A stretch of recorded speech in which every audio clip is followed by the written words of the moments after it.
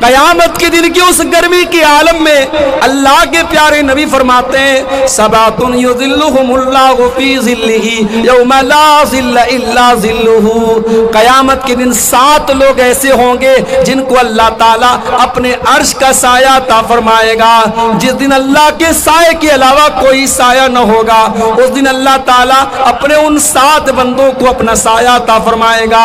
ان 7 بندوں میں ایک وہ انسان بھی ہوگا، فرمایا وَشَابٌ نَشَا فِي عِبَادَةِ اللَّهِ، وہ نوجوان جس کی جوانی اللہ کی عبادت میں گزری ہو، جس نے جوانی میں عبادت کر کے اللہ کو راضی کیا ہو۔ یا عبادت کون کر رہا ہے؟ یہاں تو ہمارے نوجوانوں کی راتیں حرام چیزوں میں گزر رہی ہیں۔ کتنے نوجوان ہیں رات میں بیٹھ کر کے موبائل پر گندی چیزیں دیکھنا، غیر محرم لڑکیوں سے چیٹنگ کرنا، موبائل کا ناجائز استعمال کرنا ان کا شیوا بن چکا ہے، ان کی زندگی کا حصہ بن چکا ہے۔ شراب و شباب ان کی زندگی کا حصہ بن چکا ہے۔ میرے بھائیوں یاد رکھو، یہ وہ گناہ جو آپ راتوں میں کمرے بند کر کے اپنے بیڈ روم میں بیٹھ کر کے کرتے ہیں، ان گناہوں سے میرے بھائیوں ہمیں اور آپ کو ڈرنا چاہیے۔ انسان اگر پبلک کے سامنے، لوگوں کے سامنے بڑا نیک ہے، بڑا متقی ہے، بڑا پرہیزگار ہے، لیکن اکیلے میں اور تنہائی میں اگر وہ گناہ کے کام کرتا ہے تو یہ بہت خطرناک بات ہے، اور ایسے انسان کی نیکیاں قیامت کے دن اس کے منہ پر مار دی جائیں۔ اور اہل حدیث کا اسٹیج ہے، بغیر دلیل کے یہاں کوئی بات نہیں کہی جاتی۔ آئیے میں دلیل آپ کو سنا دیتا ہوں۔ ابن ماجہ کی صحیح روایت ہے، اللہ کے پیارے نبی صلی اللہ علیہ وسلم حضرت ثوبان رضی اللہ تعالیٰ عنہ سے فرماتے ہیں اے ثوبان لَعَالَمَنَّ أَقْوَامًا مِّنْ أُمَّتِي يَأْتُونَ يَوْمَ الْقِيَامَةِ، اے ثوبان قیامت کے دن کچھ ایسے بھی لوگ میری امت کے آئیں گے جو پہاڑوں کے برابر نیکی لے کر کے آئیں گے، پہاڑوں کے برابر وہ نیکی لے کر کے آئیں گے، فَيَجْعَلُ اللَّهُ عَزَّ وَجَلَّ هَبَاءً مَّنثُورًا، اللہ تعالیٰ ان کی نیکیوں کو برباد کر دے گا، ان کی نیکیوں کو اڑا دے گا، ان کی نیکیوں کو گرد و غبار میں تبدیل کر دے گا۔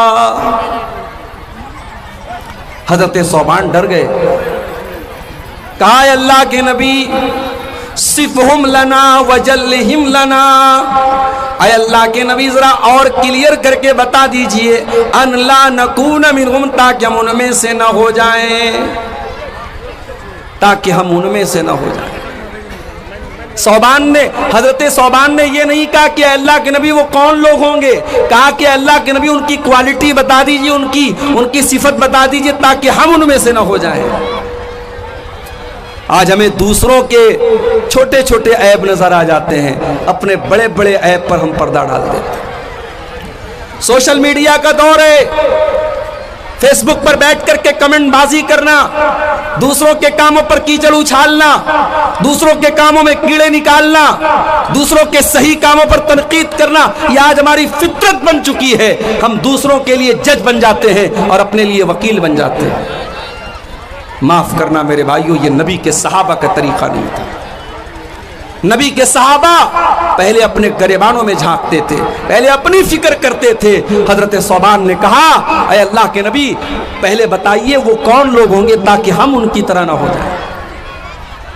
آپ نے فرمایا اے ثوبان وہ تمہارے ہی بھائی ہوں گے، تمہاری جیسے نماز پڑھنے والے ہوں گے، روزہ رکھنے والے ہوں گے، رات میں عبادت کرنے والے ہوں گے، بس ایک بات کی کمی ہوگی وَلَكِنَّهُمْ إِذَا خَلَوْا بِمَحَارِمِ اللَّهِ انْتَهَكُوهَا، پبلک کے سامنے تو بڑے نیک ہوں گے، ہر جلسے میں جائیں گے، ہر تقریر سنیں گے، علماء سے کے ساتھ سیلفی بھی لیں گے، علماء سے محبت بھی کریں گے، بظاہر تو بڑے نیک ہوں گے، بڑے دیندار ہوں گے، مگر ان کے موبائل کی براؤزر کی ہسٹری بتائے گی، ان کے واٹس ایپ کی چیٹنگ بتائے گی، وہ راتوں میں بیٹھ کر کے گندے کام کر رہے ہوں گے۔ وَلَكِنَّهُمْ إِذَا خَلَوْا بِمَحَارِمِ اللَّهِ انْتَهَكُوهَا، جب وہ اکیلے میں ہوں گے، جب وہ تنہائی میں ہوں گے تو وہ ناجائز کام کریں گے، وہ غلط کام کریں گے، وہ اللہ کو ناراض کرنے والے کام کریں گے۔ اپنی تنہائی کو گناہوں سے بچا لو میرے بھائی۔ دنیا میں ہم دیکھتے ہیں بڑے بڑے شاپنگ مالوں میں، ریلوے اسٹیشن پر، ایئرپورٹ پر، ہر جگہ آج کل کیمرہ لگا ہوتا ہے۔ یہ کیمرہ کیوں لگا رہتا ہے؟ اس کیمرے کا نام ہے سیکیورٹی کیمرہ۔ یہ کیمرہ جہاں لگا ہے تو چور بھی چوری کرنے سے ڈرتا ہے۔ کسی لڑکی کو چھیڑنے والا 1000 بار سوچتا ہے کہ نہیں یار کیمرہ لگا ہوا ہے، ریکارڈ ہو جائے گا۔ دنیا میں انسان کا بنایا ہوا کیمرہ آج انسان کو غلط کام کرنے سے روک رہا ہے۔ انسان ڈرتا ہے کہ نہیں بھائی ریکارڈ ہو رہا ہے۔ میں کہتا ہوں یہ انسان کا بنایا ہوا کیمرہ ہے، یہ تو خراب بھی ہو سکتا ہے، یہ تو بیکار بھی ہو سکتا ہے۔ اس کیمرے میں جو چیزیں ریکارڈ ہو رہی ہیں ہو سکتا ہے 1 مہینے کے بعد وہ ڈیلیٹ ہو جائیں، مگر ایک کیمرہ ایسا بھی ہے جو ہر چیز کو ریکارڈ کر رہا ہے اور 24/7 ریکارڈ کر رہا ہے، ہر وقت کو ریکارڈ کر رہا ہے، اور وہ کیمرہ کبھی خراب ہونے والا نہیں، وہ کیمرہ کبھی برباد ہونے والا نہیں۔ اور وہ کیمرہ کون سا کیمرہ ہے؟ فرمایا وَإِنَّ عَلَيْكُمْ لَحَافِظِينَ كِرَامًا كَاتِبِينَ يَعْلَمُونَ مَا تَفْعَلُونَ۔ میرے بندو، ہم نے تمہارے اعمال کو ریکارڈ کرنے کے لیے کرامن کاتبین کو تمہارے اوپر مقرر کر دیا ہے، جو تمہارے ایک ایک عمل کو ریکارڈ کر رہے ہیں، ایک ایک عمل کو لکھ رہے ہیں۔ ہم جب راستہ چلتے ہیں نا، اب یہ عورتیں بھی جلسے میں ماشاءاللہ آئی ہوئی ہیں، لیکن افسوس کے ساتھ اور معذرت کے ساتھ کہنا پڑتا ہے کہ ہمارے یہاں جلسے میں بھی میلے والا ماحول ہے۔ ادھر جلسہ ہو رہا ہے، ادھر دکانیں لگی ہیں، چوڑی بک رہی ہے، کھلونے بک رہے ہیں، عورتیں اور نوجوان لڑکیاں وہاں پہ کھڑی ہیں، پھر وہاں پہ لڑکے بھی کھڑے ہیں اور صاحب تماشا بنا کے بیٹھے۔ ہمارے منتظمین سے بھی میں بڑے ادب کے ساتھ کہنا چاہتا ہوں، میں بہار کے جلسوں میں بھی جاتا ہوں، بعض جگہوں پر لوگوں نے سختی کی، جلسے کے پہلے اعلان کر دیا کوئی میلہ ویلا نہیں لگے گا، کوئی دکان نہیں لگے گی۔ 2-4 جگہوں پر ایسا کیا گیا، اس کا اثر بھی ہوا ہے۔ آپ کے نیپال میں دیکھتا ہوں جہاں بھی جلسہ ہوتا ہے وہاں میلے وغیرہ ضرور لگتے ہیں۔ اس پر آپ کو تھوڑا روک لگانے کی ضرورت ہے۔ اب عورتیں جا رہی ہیں راستے میں، اب آپ گزر رہے ہیں وہاں سے، اب آپ بظاہر آپ کی نظر سامنے ہے، مگر کنکھیوں سے آپ کہیں اور دیکھ رہے ہیں، آپ کی کنکھی نگاہیں کہیں اور ہیں، آپ کی نظر ان عورتوں پر پڑ رہی ہے، لیکن بظاہر ایسا لگ رہا ہے کہ آپ سامنے دیکھ رہے ہیں۔ اس کو کہتے ہیں نگاہوں کی چوری۔ اللہ قرآن میں کہتا ہے یعلم خائنۃ الاعین وما تخفی الصدور۔ اللہ کا کیمرہ اتنا شاندار ہے، اللہ کا کیمرہ تو یہ بھی دیکھ رہا ہے کہ تمہاری نظر کہاں پڑ رہی ہے، تم آنکھوں کی چوری کرتے ہو تو اللہ اس کو بھی جانتا ہے۔ وما تخفی الصدور، تمہارے سینے میں کیا چل رہا ہے اللہ کو وہ بھی پتا ہے، تمہارے دل میں کیا چل رہا ہے، تمہارے دماغ میں کیا چل رہا ہے اللہ کو وہ بھی معلوم ہے۔ اللہ کا ڈر آج ہمارے نوجوانوں کے اندر سے نکل رہا ہے میرے بھائی۔ ہمارے نوجوان آج بڑی تعداد میں شرک کر رہے ہیں، غیر اللہ کے آگے سر جھکا رہے ہیں۔ کتنی ہماری عورتیں ہیں، بچہ بیمار ہو گیا، کسی ڈھونگی بابا کے پاس، کسی اوجھا کے پاس، کسی شرکیہ منتر پڑھنے والے کے پاس جا کر کے اپنے بچے کو دم کروا رہی ہیں، بچے کے گلے میں تعویذ ڈلوا رہی ہیں۔ آج مسلمان کے گھر میں شرک ہو رہا ہے، اس سے بڑا پاپ کوئی اور نہیں ہو سکتا میرے بھائی۔ دنیا کا سب سے بڑا پاپ شرک ہے، اور آج ہمارے مردوں کے اندر بھی اور عورتوں کے اندر بھی شرک ہو رہا ہے۔ اور یہ پیشن گوئی اللہ کے نبی نے بیان کی تھی کہ میری امت کے اندر ایسے حالات بھی آئیں گے، میری امت کے اندر شرک کیا جائے گا۔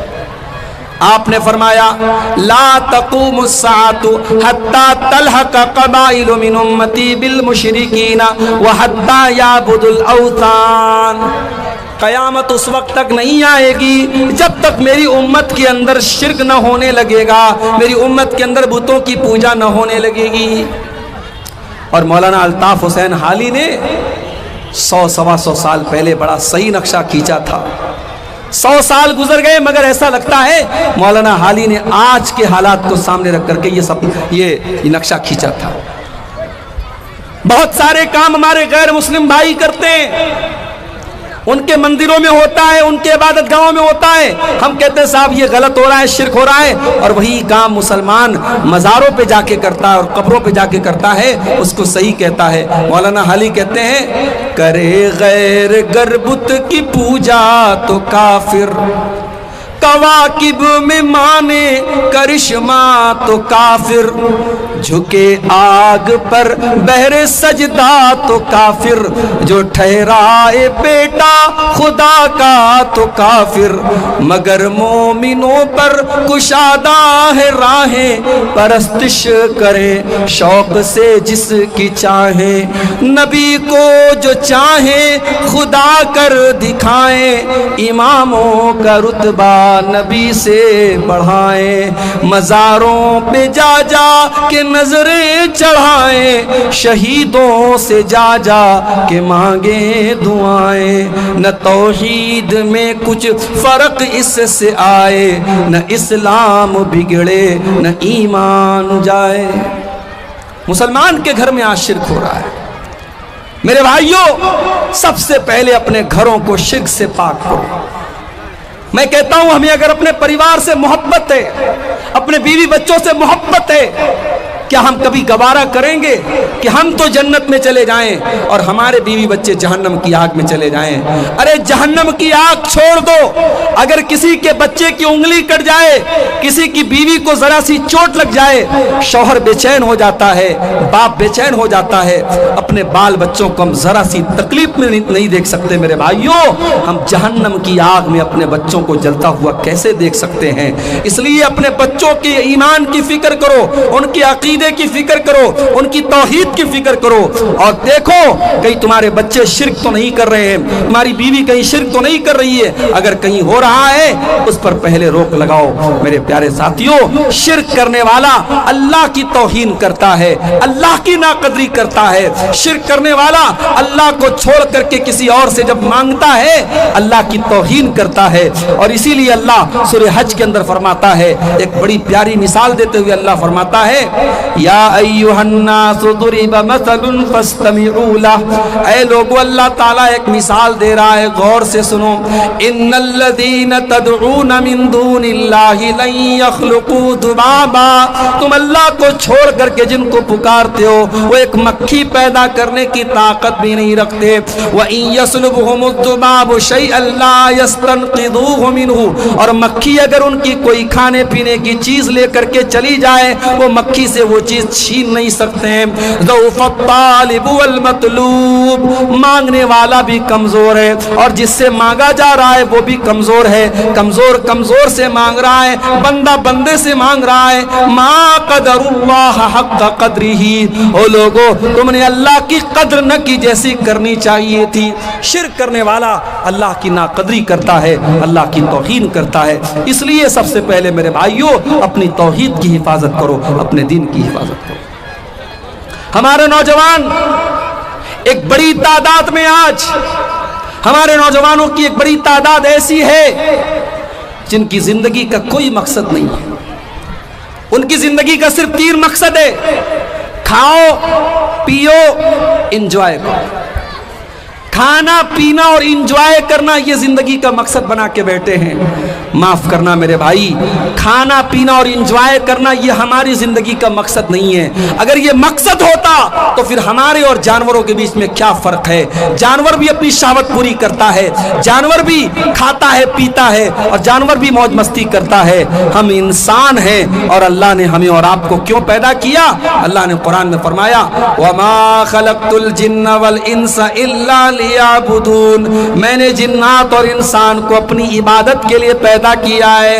قُلْ إِنَّ صَلَاتِي وَنُسُكِي وَمَحْيَايَ وَمَمَاتِي لِلَّهِ رَبِّ الْعَالَمِينَ، اے نبی آپ بتا دیجئے میرا جینا اور میرا مرنا اللہ تعالیٰ کے لیے ہے۔ میں اللہ تعالیٰ کے لیے جیتا ہوں اور اللہ تعالیٰ کے لیے مروں گا۔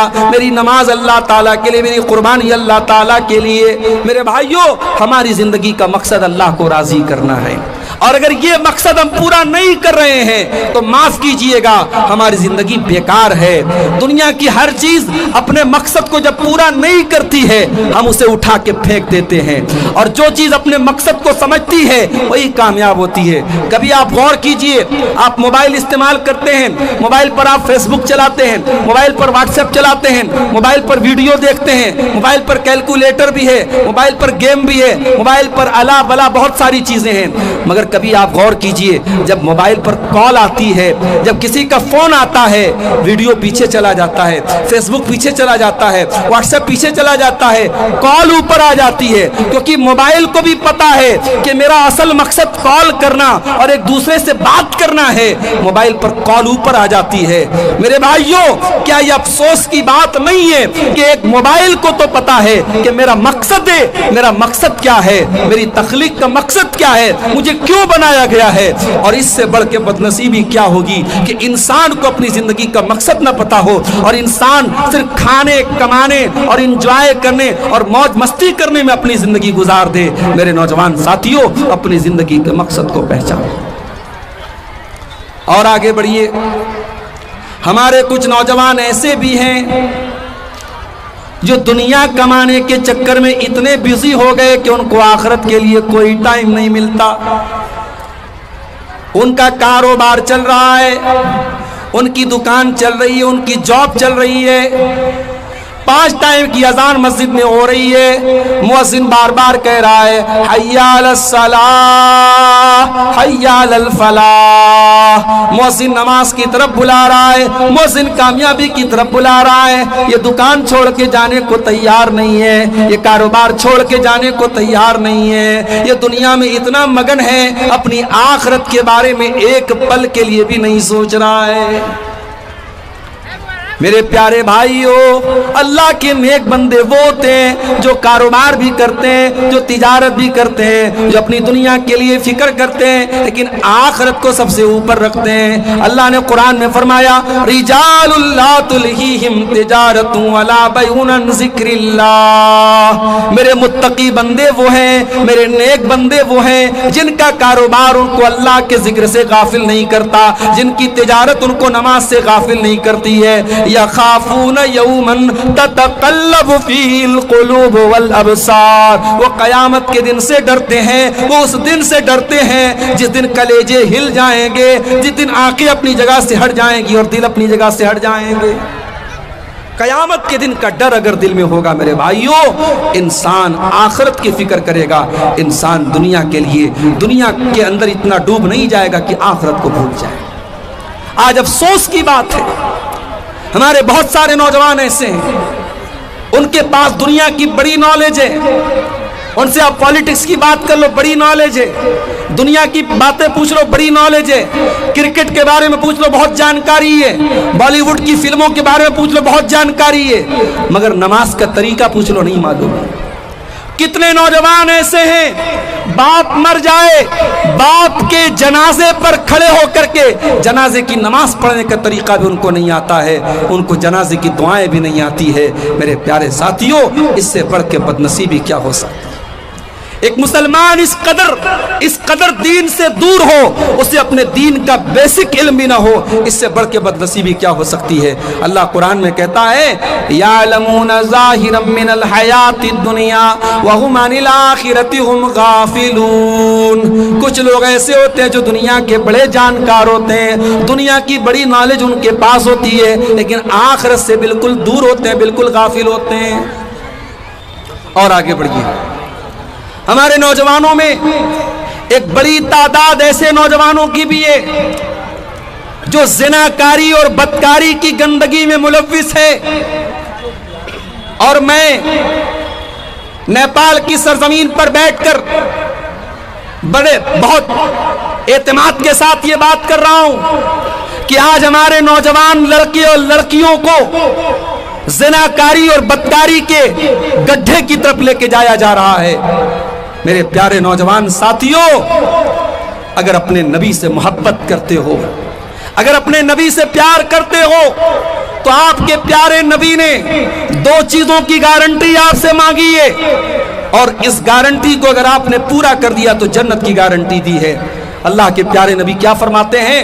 من یضمن لی ما بین لحیہ وما بین رجلیہ ازمن لہ الجنہ، جو مجھے اپنی زبان کی گارنٹی دے دے اور جو مجھے اپنی شرمگاہ کی گارنٹی دے دے، میں اسے جنت کی گارنٹی دیتا ہوں۔ اور اللہ کے نبی کو معلوم تھا کہ جب ایک نوجوان جوانی کی دہلیز پر پہنچتا ہے تو اس کے جسم کے اندر ہونے والی تبدیلیاں یہ تقاضا کرتی ہیں کہ اس کی اس خواہش کو پورا کیا جائے، اور اس خواہش کو پورا کرنے کے لیے اسلام نے نکاح کا سسٹم رکھا ہے۔ اسی لیے اللہ کے نبی نے نوجوانوں کو خطاب کرتے ہوئے فرمایا، یا معاشر الشباب من استطاع منکم الباۃ فلیتزوج، اے نوجوانوں جب تم شادی کے قابل ہو جاؤ، جب تم شادی کی ذمہ داری اٹھانے کے قابل ہو جاؤ تو تم نکاح کر لو۔ جب تم شادی کر لو گے، جب تم نکاح کر لو گے، فَإِنَّهُ أَغَضُّ لِلْبَصَرِ وَأَحْسَنُ لِلْفَرْجِ، تو تمہاری آنکھیں جھک جائیں گی اور تمہاری شرمگاہ کی حفاظت ہو جائے گی۔ یہ بہت بڑی بات ہے۔ ایک انسان اگر شادی کے قابل ہو گیا، شادی کی ذمہ داری اٹھانے کے لائق ہو گیا، تو اس کی شرمگاہ کی حفاظت کیسے ہوگی؟ شادی کر کے ہوگی۔ بھئی ہمیں بھوک لگی ہے، ہمیں کھانا چاہیے، تو آپ ہمارے سامنے بہترین سے بہترین چیزیں لا کے دے دیں، جب تک ہماری بھوک نہ مٹے گی ہمارا پیٹ نہ بھرے گا۔ ایک انسان شادی کے قابل ہے، شریعت کہہ رہی اس کی شادی کرا دو۔ مگر آج ہمارے سماج میں شادی بیاہ کے سسٹم کو، میری مائیں بیٹی ہیں، میں ان سے کہنا چاہتا ہوں اپنے بچوں کی شادی صحیح ٹائم پر کراؤ۔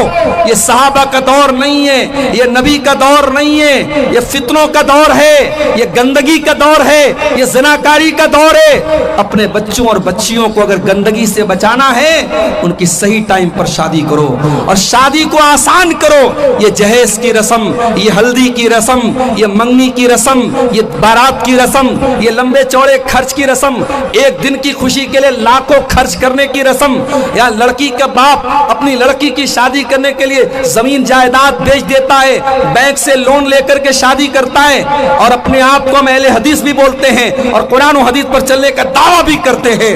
میرے بھائیوں، اگر ہم یہ دعویٰ کرنے کے باوجود اگر ہماری شادیوں میں جہیز کا لین دین ہو رہا ہے، ہماری شادیوں میں یہ رسم و رواج بنائے جا رہے ہیں، تو معاف کیجئے گا، ہم اہل حدیث نہیں ہیں۔ اہل حدیث کے نام پر ہم کلنک ہیں۔ اہل حدیث صرف سینے پر ہاتھ باندھنے کا نام نہیں ہے، صرف آمین زور سے بولنے کا نام نہیں ہے، صرف 8 رکعت تراویح پڑھنے کا نام نہیں ہے۔ اہل حدیث تو اس انسان کو کہتے ہیں جو اپنی عبادات میں، اپنے معاملات میں، اپنے تمام معاملات میں وہ کتاب و سنت کی پیروی کرے۔ میرے بھائیوں، اپنے نکاح کو آسان کرو، رسم و رواج کی بیڑیوں سے اپنے آپ کو آزاد کرو، اور اپنے بچوں کی صحیح ٹائم پر شادی کرو۔ اور شادی کی بات آئی ہے تو یہ بھی آپ کو بتا دینا چاہتا ہوں، شادی میں دینداری کو دیکھا کیجیے۔ میری ماں، جب آپ بہو تلاش کرنے جاؤ تو آپ حور پری جیسی بہو لانے کے بجائے دیندار لڑکی کو بہو بنا کے لاؤ، اور جب آپ اپنی بیٹی کے لیے داماد دیکھنے جاؤ تو شاندار حویلی دیکھنے کے بجائے اور بہترین سروس اور نوکری اور بہترین پیسہ دیکھنے کے بجائے دینداری کو دیکھو۔ انشاءاللہ وہ دیندار لڑکا آپ کی لڑکی کو خوش رکھے گا، اور وہ دیندار بہو آپ کے گھر میں آ کر کے آپ کے گھر کو روشن کر دے گی۔ اللہ کے پیارے نبی فرماتے ہیں، تنکح المرأۃ لأربعین، جب عورت کا نکاح ہوتا ہے تو 4 چیزیں عورت کے اندر دیکھی جاتی ہیں، لمالہا ولحسبہا ولجمالہا ولدینہا، مال دیکھا جاتا ہے، خوبصورتی دیکھی جاتی ہے، اور خاندان دیکھا جاتا ہے، اور دینداری دیکھی جاتی ہے۔ آپ نے فرمایا فاظفر بذات الدین تربت یداک، دیندار عورت کو اپنے گھر میں لے کے آ جاؤ، کامیاب ہو جاؤ گے۔ دیندار عورت جب گھر میں آئے گی، ساس کو ماں کا درجہ دے گی، سسر کو باپ کا درجہ دے گی، شوہر کی خدمت کرے گی، اپنے بچوں کی صحیح تربیت کرے گی، اور خوبصورتی اور آپ نے رنگ روپ دیکھا ہوگا، گھر میں آ کر کے وہ گھر کا ماحول خراب کر ڈالے گی، شوہر کو برباد کر ڈالے گی، بچوں کی نہ صحیح تربیت کرے گی، نہ گھر کے اندر دینداری پیدا کرے گی۔ میرے پیارے بھائیوں، گھر کے اندر دیندار عورت کو آپ نکاح کر کے لائیے، اور جب دیندار عورت گھر میں آئے گی تو आप याद रखिए, दुनिया की सबसे बड़ी दौलत नेक औरत होती है। अल्लाह के नबी फरमाते हैं अद्दुनिया मताउन व खैरु मताई दुनिया अलमरअतु सालिहा, दुनिया की सबसे कीमती दौलत नेक औरत होती है। और नेक औरत की पहचान क्या होती है? नबी से पूछा गया, अय अल्लाह के नबी सबसे बेहतरीन औरत कौन सी है, सबसे अच्छी औरत कौन सी है? अल्लाह के नबी ने फरमाया कि बेहतरीन औरत वो है जिसके अंदर तीन चीजें पाई जाती हैं। बेहतरीन औरत की निशानी तीन चीजें हैं, अल्लती तसुर्रुहु इज़ा नज़र व तुतीउहु इज़ा अमर वला तुखालिफुहु फी नफ्सिहा व मालिही बिमा यकरा। बेहतरीन औरत वो है शौहर देखे तो खुश हो जाए।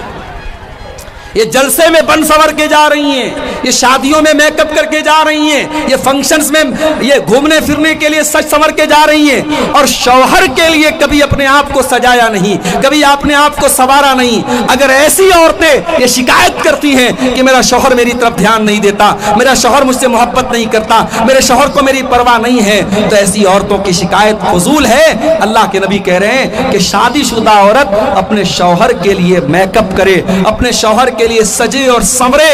अल्लती तसुर्रुहु इज़ा नज़र, जब शौहर देखे तो खुश हो जाए। और दूसरी चीज क्या है? व तुतीउहु इज़ा अमर, जब शौहर कोई बात कहे तो बीवी बात माने, बीवी शौहर की फरमा बरदार हो। मेरी माएँ बहनें गौर से सुन लें, बाज औरतें ऐसी होती हैं हर जलसे में जाती हैं, हर तकरीर सुनती हैं, हर प्रोग्राम में जाती हैं, जुमा के खुतबे में जाती हैं, बड़ी नेक होती हैं, बड़ी दीनदार होती हैं, मगर शौहर की एक बात नहीं मानती, शौहर के साथ इज्जत से बात तक नहीं करती, शौहर को अपनी उंगली पर नचाने का काम करती हैं। ऐसी औरतें कान खोल करके सुन लें, एक शादीशुदा औरत जब तक अपने शौहर की बात न माने, उसकी इताअत न करे, उसको खुश न रखे, वो जन्नत में नहीं जा सकती है। अल्लाह के नबी ने फरमाया कि ये दूसरी निशानी है कि औरत अपने शौहर की बात माने। और तीसरी निशानी क्या है कि जब शौहर की के माल की और अपने इज्जत व आबरू की हिफाजत करे, कोई ऐसा काम न करे अपने बारे में जो शौहर को बुरा लगे, और शौहर के माल को बेतहाशा खर्च न करे। तो मेरे भाइयों, निकाह के मौके पर आप दीनदारी को तरजीह दीजिए। और मैं यहाँ ये भी बता देता हूँ आपको, बाज लोग क्या करते हैं साहब, बेटी की शादी ऐसे परिवार में करते हैं, लड़का शराबी है, लड़का बदकार है, लड़का कब्र परस्त है, और ये अपनी बेटी की शादी उस लड़के से करता है। और पूछो क्यों करता है? तो कहते साहब लड़के का खानदान बड़ा अच्छा था, लड़के का घर बहुत अच्छा था, लड़का सरकारी नौकरी में था, लड़का बहुत पैसे वाला था। ये सारी चीजें देख करके आपने अपनी बेटी की शादी किसी शराबी से, किसी जानी से और किसी मुशरिक से कर दी। मेरे भाइयों, एक बकरी का बच्चा भी हम पालते हैं और कभी उसे बेच देते हैं तो सोचते हैं कि इसको हमने बड़ी मोहब्बत से पाला है, ऐसे इंसान को बेचे, उस बकरी के बच्चे को के ऊपर जुल्म न करे। जानवर के ऊपर भी हम तरस खाते हैं। अपनी फूल जैसी बच्चियों को पालते हो, पोसते हो, उनके हर शौक और अरमान पूरे करते हो, और जब वो बेटी शादी के काबिल हो जाए तो किसी भी ऐरे गैरे नत्थु खैरे के हवाले कर देते हो, किसी शराबी के हवाले कर देते हो, किसी जानी के हवाले कर देते हो। माफ करना मेरे भाइयों, तुमसे अच्छे तो अरब के वो लोग थे जो अपनी बेटियों को पैदा होने के बाद जमीन में जिंदा गाड़ देते थे। आपने जवान होने के बाद अपनी बेटियों को जहन्नम में डाला है। नहीं मेरे भाइयों, जब बेटियों का रिश्ता देखने जाओ तो शराबी और जानी से अपनी बेटियों का रिश्ता न करो। अब आज लोग कहते साहब हमारी बेटी जाके माहौल सही कर देगी, हमारी बेटी सुधार देगी, हमारी बेटी शराबी को सही कर देगी, जानी को सही कर देगी। माफ करना मेरे भाइयों, आपकी बेटी कोई सर्फ एक्सेल नहीं है, कोई एरियल पाउडर नहीं है। वो लोगों की गंदगी को जाके साफ करेगी, वो शराबी को जाके सही कर देगी। मैंने रोते हुए देखा है बेटियों को, माँ बाप की गलती की सजा बेटियों को रोते हुए और भुगतते हुए मैंने देखा है। जब आप अपनी बेटी के लिए दामाद देखने जाएं तो दीनदारी को देखा करें मेरे भाइयों, दीनदार और नेक लड़के को अपना दामाद बनाएं। अल्लाह के प्यारे नबी फरमाते हैं, इज़ा खतबा इलैकुम मिम्मन तरदौन दीनहु व खुल्कहु फज़व्विजूहु। जब तुम्हारी बेटी के लिए ऐसा रिश्ता आ जाए, लड़का दीनदार है, लड़का बाखलाक है, लड़का अच्छा है, फज़व्विजूहु, तो तुम अपनी बेटी की शादी उससे कर दो। الا تفعلوا، اگر تم ایسا نہیں کرو گے تکن فتنۃ فی الارض، تو زمین کے اندر فتنہ اور فساد پھیل جائے گا، زمین کے اندر بگاڑ پھیل جائے گا۔ اور آج وہ بگاڑ پھیل چکا ہے میرے پیارے ساتھیوں، رشتے ناتے میں دینداری کو ترجیح نہ دینے کی وجہ سے آج معاملات بہت خراب ہو رہے ہیں، اور نکاح کو مشکل کرنے کی وجہ سے زنا اتنا آسان ہو گیا ہے کہ ہوٹلوں کے اندر چند روپیوں میں آج زنا کاری ہو رہی ہے، اور آج نکاح کرنے کے لیے لاکھوں روپے خرچ کرنے پڑتے ہیں۔ ہماری نوجوان نسل زنا کاری کی طرف جا رہی ہے۔ اور جب زنا کی بات آئی ہے تو یہ بھی کان کھول کر کے سن لو، صرف زنا حرام نہیں ہے، زنا تک لے کے جانے والے چور دروازے بھی حرام ہیں، زنا تک لے کے جانے والے چور دروازے بھی حرام ہیں۔ گھر میں اگر دیور بھابھی کے بیچ میں پردہ نہیں ہے، گھر میں اگر جیجا سالی کے بیچ میں پردہ نہیں ہے، گھر میں اگر چاچا کے لڑکے، ماما کے لڑکے، خالہ کے لڑکے سے آپ کی لڑکی پردہ نہیں کرتی ہے، تو یہ بھی آپ اپنے بچوں کو زنا کاری کی طرف لے کے جا رہے ہیں۔ میرے بھائیوں، جس طریقے سے آپ اپنے محلے کے اور سماج کے لڑکوں سے اپنی جوان بیٹی کو بچاتے ہیں، اس کے خالہ کے لڑکے، اس کے ماموں کے لڑکے، اس کے چاچا کے لڑکے بھی اس کے لیے غیر محرم ہیں، اور ان سے بھی آپ کو بچانا ہے۔ آج افسوس کی بات ہے، مسلمان کے گھر میں محرم غیر محرم کا کوئی فرق نہیں ہے۔ محلے کے جوان لڑکے آتے ہیں اور آپ کی بیٹی ان سے کوئی پردہ نہیں کرتی، ان کے ساتھ ہنسی مذاق ہو رہا ہے، بات چیت ہو رہی ہے، یہ ساری چیزیں گھر کو گندگی کی طرف لے کے جاتی ہیں، سماج کو زناکاری کی طرف لے کے جاتی ہیں۔ اور یہی نہیں، گھروں کے اندر پہناوا کیسا ہے، آپ کی بیٹی کپڑا کیسا پہنتی ہے، آپ کی بہن اور آپ کی بیوی کپڑا کیسا پہنتی ہے، یہ بھی بہت میٹر کرتا ہے۔ آپ نیپال جیسے ملک میں رہتے ہیں، آپ اگر کسی بڑے شہر میں رہتے ہیں اور فیشن والے کپڑے آپ کے گھر میں پہنے جا رہے ہیں، اور وہ کپڑے جن کپڑوں کے بارے میں اللہ کے نبی نے فرمایا وَنِسَاءٌ كَاسِيَاتٌ عَارِيَاتٌ مُمِيلَاتٌ مَائِلَاتٌ، ایسی عورتیں کہ جو کپڑا پہننے کے باوجود ننگی ہوں گی، جن کا کپڑا ان کے جسم کو ظاہر کرے گا، ان کا جسم نظر آئے گا، ایسا کپڑا پہننے والی عورتیں جہنم میں جائیں گی۔ معاف کرنا میرے بھائیوں، اگر ایسا کپڑا آپ کے گھر میں پہنا جاتا ہے، وہ کپڑا پہننے والی لڑکی بعد میں گنہگار ہوگی، اس سے سوال بعد میں کیا جائے گا۔ پہلے باپ سے سوال ہوگا، اس نے بیٹی کو ایسا کپڑا لا کے کیسے دیا، پہلے بھائی سے سوال ہوگا، اس نے بہن کو ایسا کپڑا لا کے کیسے دیا، پہلے شوہر سے سوال ہوگا، اس نے بیوی کو ایسا کپڑا لا کے کیوں دیا۔ میرے بھائیوں، اگر آج ہماری عورتوں کے اندر بے حیائی آ رہی ہے تو یہ ایک طرفہ معاملہ نہیں ہے، ہمارے مرد حضرات بھی بے غیرت ہو رہے ہیں۔ جب مرد بے غیرت ہوتا ہے تب عورت بے حیا ہوتی ہے۔ اس لیے اگر عورتوں کو حیادار بنانا ہے، عورتوں کے اندر شرم و حیا کو پیدا کرنا ہے، تو مردوں کو باغیرت بننا پڑے گا، مردوں کو غیرت والا بننا پڑے گا۔ جس سماج کے مرد بے غیرت ہو جائیں، جس سماج کے مرد دیوس ہو جائیں، جن کے گھروں میں بے حیائی کا کام ہو اور مردوں کو کوئی فرق نہ پڑے، تو اس سماج میں میرے بھائیوں گندگی عام ہوتی چلی جائے گی۔ اللہ کے پیارے نبی فرماتے ہیں کہ 3 لوگ ایسے ہوں گے جن کی طرف اللہ تعالیٰ قیامت کے دن نہ تو دیکھے گا، نہ بات چیت کرے گا، نہ پاک اور صاف کرے گا۔ ان 3 لوگوں میں کوئی انسان بھی ہوگا، الدیوس الذی یقر فی اہلہ الخبث، وہ بے غیرت انسان، وہ دیوس انسان، وہ بے شرم انسان جس کے گھر میں غلط کام ہو رہا ہو اور اس کو کوئی فرق نہ پڑتا ہو، اس بے غیرت سے بھی اللہ تعالیٰ قیامت کے دن ناراض ہو جائے گا۔ تو میرے بھائیوں، زناکاری اور بدکاری سے اگر اپنے گھروں کو بچانا ہے تو ہمیں اور آپ کو اپنے اندر غیرت پیدا کرنی ہوگی، اور گھر کی عورتوں کو شرم و حیا سے آراستہ کرنا پڑے گا۔ اور 2 چیزیں اور بیان کر کے بات ختم کرتا ہوں، 10 منٹ کا ٹائم میرے پاس بچا ہے۔ ایک اور چیز ہمیں سماج کے اندر دیکھنے کو ملتی ہے، ہمارے سماج میں اس وقت ہم نیپال میں بیٹھے ہوئے ہیں۔ کل میں مولانا جلال الدین قاسمی صاحب کے ساتھ میرا پروگرام نیپال کے لمبنی میں تھا۔ قاسمی صاحب کہنے لگے مولانا جب سونولی بارڈر ہم نے کراس کی ہے، داہنی طرف بھی شراب کی دکان ہے، بائیں طرف بھی بارڈر کے اندر داخل ہوتے ہی شراب کی دکانیں شروع ہو جاتی ہیں۔ شراب اس قدر عام ہے، اور یہ شراب پینے والا صرف کافر نہیں ہے، صرف مشرک نہیں ہے، یہ شراب پینے والا مسلمان بھی ہے، اور بڑی تعداد میں مسلمان نوجوان شراب پی رہا ہے۔ میرے بھائیوں، یہ شراب کی لعنت، یہ نشے کی لعنت آپ کے گھر کو برباد کر رہی ہے، آپ کی روزی روٹی کو برباد کر رہی ہے۔ جب شراب پی کر کے نوجوان گھر میں آئے گا، کتنے لائٹ کٹ جانے کی وجہ سے تھوڑا سا بیچ میں ڈسٹربنس ہوا، بہرحال آپ حضرات سکون سے بیٹھے، میں اپنی بات کو سمیٹ کر کے بات ختم کرنے جا رہا ہوں۔ بات میں کر رہا ہوں شراب۔